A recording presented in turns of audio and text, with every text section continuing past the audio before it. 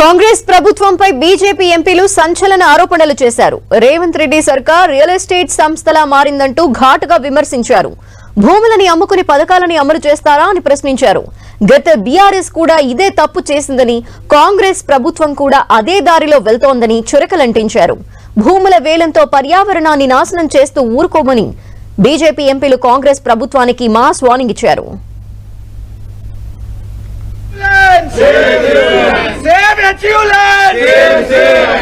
ప్రభుత్వ భూములు అమ్మకం వెంటనే,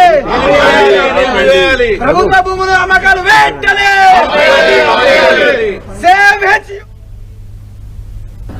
ఇవాళ హైదరాబాద్ విశ్వవిద్యాలయ భూములు 400 ఎకరాల భూముల్ని 40,000 కోట్లకు, అక్కడ ఒక్కొక్క ఎకరం విలువ 80 నుంచి 100 కోట్ల రూపాయలు ఉన్నది.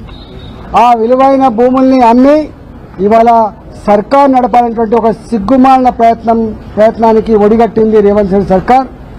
అక్కడున్న విశ్వవిద్యాలయ అధికారులు కావచ్చు, విశ్వవిద్యాలయ విద్యార్థులు కావచ్చు, అక్కడ మా భూములు మాకు కాపాడండి, రేపు హైదరాబాద్ విశ్వవిద్యాలయాన్ని ప్రపంచంలోనే ఒక గొప్ప విశ్వవిద్యాలయంగా తీర్చిదిద్దే ఆస్కారం ఉంది.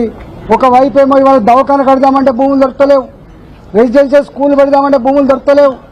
ఇప్పటికే విశ్వవిద్యాలయ భూములను కూడా ఆక్రమణకు గురవుతా ఉన్నాయి.